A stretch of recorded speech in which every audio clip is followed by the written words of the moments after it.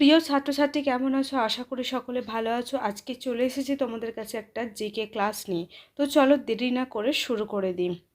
দেখো, আজকের প্রথম প্রশ্ন বলছে ভারতীয় দণ্ডবিধির ৩৭৬ ডিবি ধারা যা খবরে দেখা গিয়েছিল সেটি কোন কাজের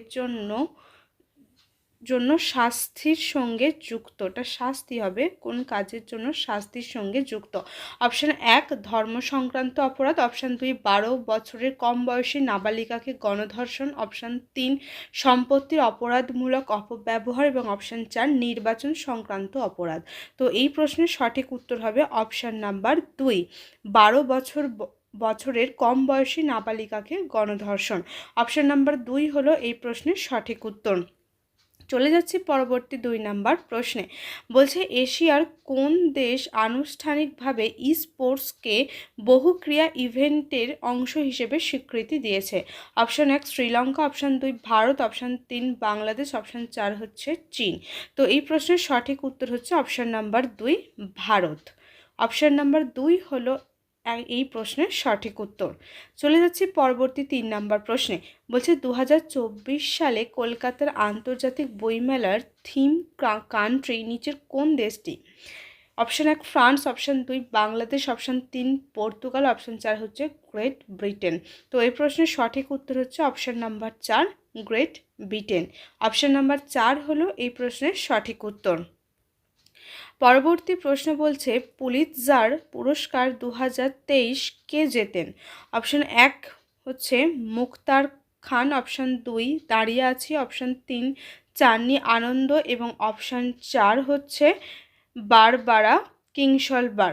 তো এই প্রশ্নের সঠিক উত্তর হচ্ছে option number ৪ Barbara Kingsolver. Option number ৪ হলো এই প্রশ্নের সঠিক উত্তর। চলে যাচ্ছি পরবর্তী ৫ নাম্বার প্রশ্নে। বলছে বন্দে মাতরম গানটি কোথা থেকে নেওয়া হয়েছে? অপশান ১ পথের সাথে, option ২ Anandamath, option ৩ Goa, option ৪ Durgesh Nandini. তো এই প্রশ্নের সঠিক উত্তর option number ২ Anandamath. Option number ২ হলো এই প্রশ্নের সঠিক উত্তর। চলে যাচ্ছি পরবর্তী ৬ নাম্বার প্রশ্নে। বলছে জিন প্রযুক্তি দ্বারা সৃষ্ট হরমোন কোনটি? Option ১ oestrogen, option ২ testosterone, option ৩ thyroxine, option ৪ insulin. তো এই প্রশ্নের সঠিক উত্তর হচ্ছে option number ৪ insulin. Option number ৪ হলো এই প্রশ্নের সঠিক উত্তর। পরবর্তী ৭ নম্বর প্রশ্ন বলছে কোন অঞ্চলকে ভারতের মধ্যবিন্দু বলা হয়? Option ১ Sehore, option ২ Bihar, option ৩ Bhopal, option ৪ Udaipur. তো এই প্রশ্নের সঠিক উত্তর হচ্ছে option number ১ Sehore. Option number ১ হলো এই প্রশ্নের সঠিক উত্তর। চলে যাচ্ছি পরবর্তী ৮ নাম্বার প্রশ্নে। বলছি এদের মধ্যে কোনটি অ্যান্টিবায়োটিক ওষুধ? অপশান ১ বলছে amoxicillin, option ২ alprazolam, option ৩ ampicillin, option ৪ streptomycin. তো এই প্রশ্নের সঠিক উত্তর হচ্ছে অপশান নাম্বার 2 অ্যালজোলাম। অ্যালজোলাম হলো একটি অ্যান্টিবায়োটিক ওষুধ। অপশান নাম্বার 2 হলো এই প্রশ্নের সঠিক উত্তর। পরবর্তী ৯ নম্বর প্রশ্ন বলছে ম্যালেট কথাটি কোন খেলার সঙ্গে যুক্ত? Option ১ horse racing, option ২ polo, option ৩ chess এবং অপশান ৪ হচ্ছে বক্সিং।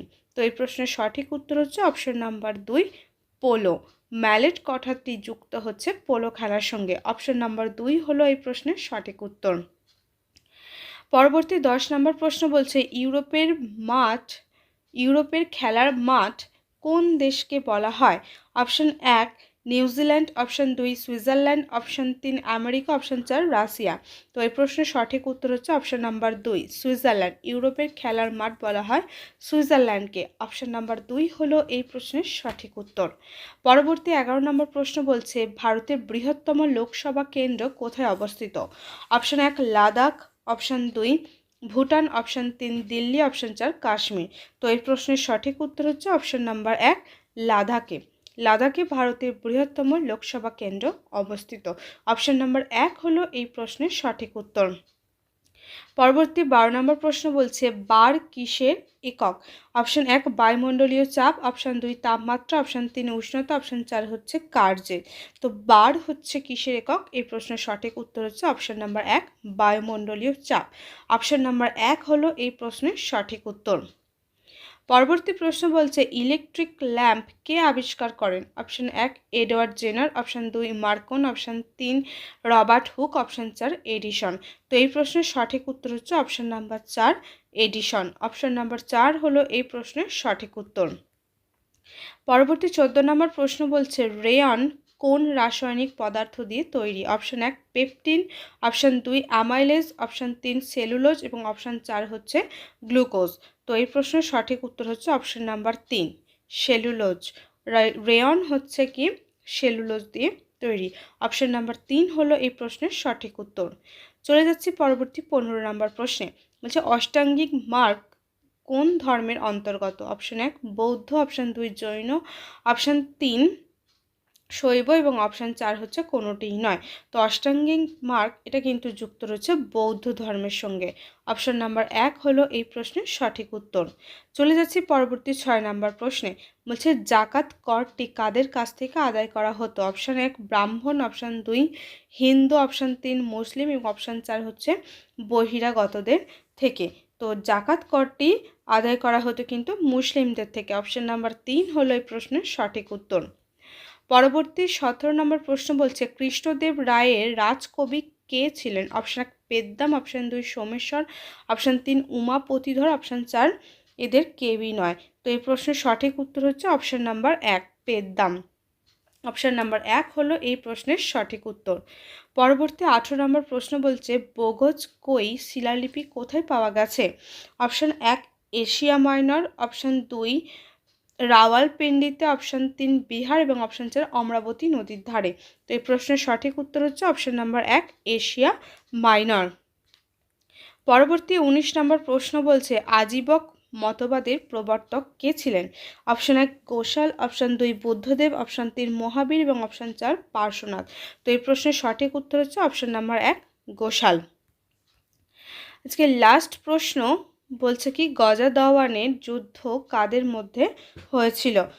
অপশন 1 বাবর ও উবাউদ উল্লাহের মধ্যে, অপশন 2 বাবর ও বলবনের মধ্যে, অপশন 3 শাহজাহান ও ফারুকশিয়ারের মধ্যে, অপশন 4 এদের কেউই নয়। তো এই প্রশ্নের সঠিক উত্তর হচ্ছে অপশন নাম্বার 1 বাবর ও উবাউদ উল্লাহের মধ্যে। তো ছাত্রছাত্রীরা এই ছিল আজকের প্রশ্ন। আশা করছি প্রশ্নগুলো তোমাদের খুবই ভালো লাগবে।